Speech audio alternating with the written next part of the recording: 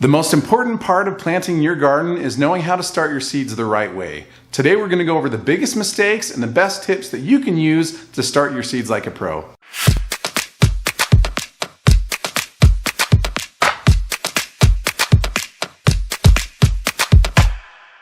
Hey everybody, I'm Devin with Power Grow Systems. We've been in the gardening industry for over a decade, and one of the most common questions we get from people is how to start from seeds. Some of us feel a little overwhelmed and we don't know where to start. Others, we've tried and failed and we don't know what we did wrong. And some of us just want to up our game so we can get better and more consistent results. There are tons of reasons that you should start from seed, and we'll go over those in another video, but in this video we're going to be giving you the tips and tricks and the technology that you need to be successful time and time again. So stay tuned for some top secret seed starting tips. Okay, so a lot of us have tried to start from seed and we failed miserably, but we didn't understand why. You know, we went to Home Depot, we got one of those spiffy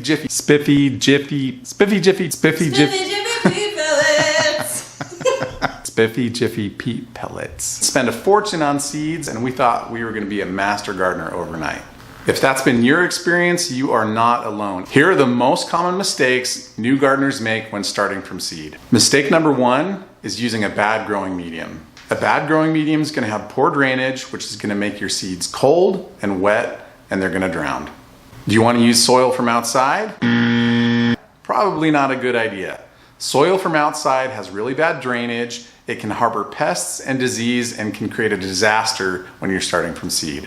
Can you use them? Sure. But you have to make sure that everything else you're doing is correct to give them the best chance of survival. Mistake number two is not using heat when you start your seeds. Look what I have created! Without heat, your seeds will germinate really slow, which can lead to them rotting before they even start. We see this time and time again. The ideal time to start seeds is in early spring or late winter, so your seeds have enough time to start and be ready to plant outside when the temperatures warm up. The problem is that outside and inside during this time of year, temperatures are usually cold. Not good for seed starting. Seeds need warmth to germinate properly. A cold countertop or a shelf in your basement is going to be too cold, and your seeds will struggle without supplemental heat.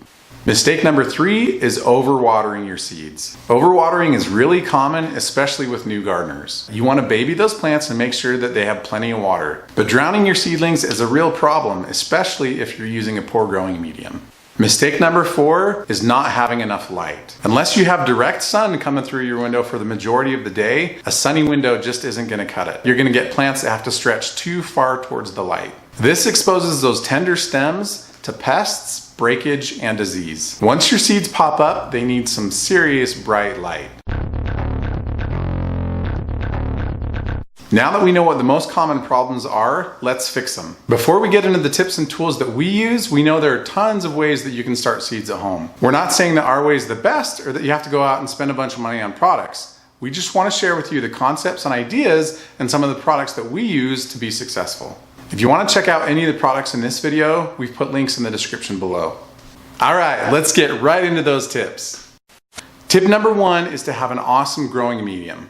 A good growing medium is going to have the following key components. It needs to be light and airy and have a small particle size. Stuff like compost usually has big chunks in it that can prevent your seeds from popping to the surface. Great base mediums are Coco Coir, which is our favorite, and finely ground peat moss. A good growing medium has to have good water holding capability and have good drainage. Coco Coir is a great medium because it holds the perfect amount of air and water and doesn't compact like normal soil. It also needs to have enough nutrition to kickstart and sustain growth.